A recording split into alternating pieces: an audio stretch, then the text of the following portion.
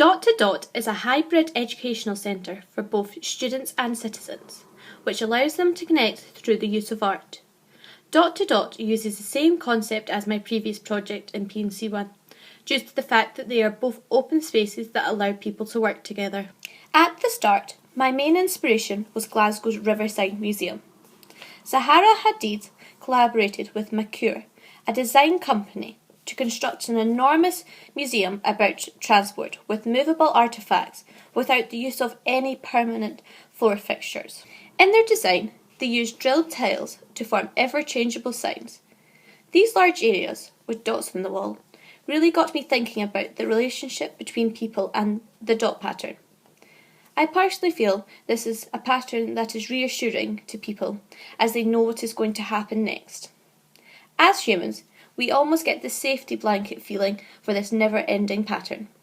I started to go down the route of looking if there was any way in which people could simply pop in and out their work from the walls. First, by placing this perforated surface all round dot to dot, with the idea that anyone could add work, let people view it and discuss the improvements.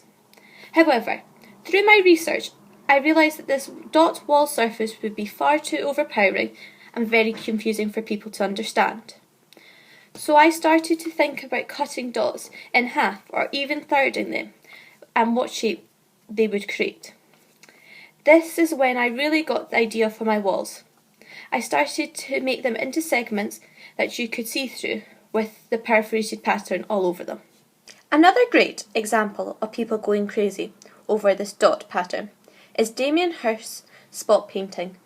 His great structure, with dots being the same size, with the same group, truly inspired me.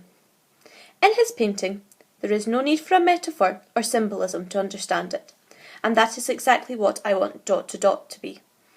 Easy and simple for everyone to understand. This endless image to be like a machine, clean-cut and simple. When watching a documentary on Damien Hirst, one of his quotes truly stuck in my head. To create that structure, to do those colours, and to do nothing, I suddenly got what I wanted. It was just a way of pinning down the joy of colour. This got me thinking about what colour I wanted my structure to be. What colour truly appeals to me? Green. Green is not just a colour of nature, but also symbolises growth and harmony, which is everything I wanted dot to dot to be. It also has strong emotional correspondence with safety, and people do not want to share their work or their ideas if they are not in an environment they feel safe in. Another reason I chose green was the green room concept, which is an area in which people hang out before a show. Dot to Dot will be a place that students and citizens have the chance to share their ideas before making the final piece. Through experimenting with different shades of green, I finally chose my 4 shades of green I wanted to do. Through my development, I realised that I needed to start to think about the different areas and what I wanted people to do in dot to dot. I chose to go for 4 different areas, like how many different shades of green I've gone for. The first area was a gallery, which would be used to exhibit students' work and the public's work. Then I wanted to place a place in which people could create art, so I decided to place 2 workshops so that everyone could share their different skills.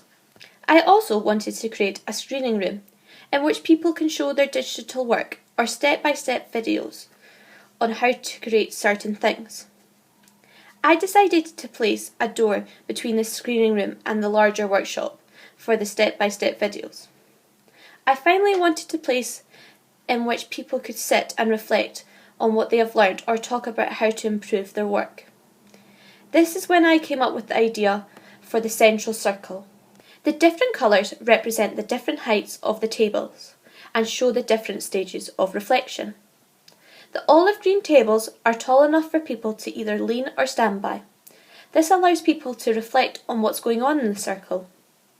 The pale green and bright green have seats so that people can sit down and really get into discussing their work.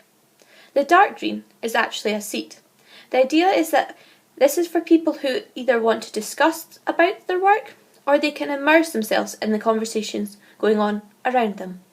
I created 2 dot walls that cleverly have 3 seats built in them. They can be a place in which people can either wait for people as they are placed at the entry and exit, or they can be a place in which people can reflect alone on what has happened in the space. As you enter ... as a member of the public, you will walk along a long corridor that has a perforated slanted wall so that you can look into the space. This gives the public a glimpse into what is happening in the space and can get them truly excited. For my first emotive object, I decided that I would create one of the curved walls with polystyrene balls placed to represent the 4 shades of green.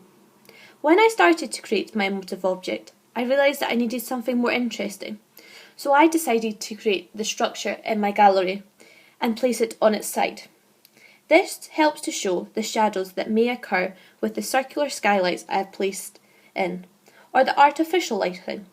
I feel this is a great way to start to show how my project would really look and feel.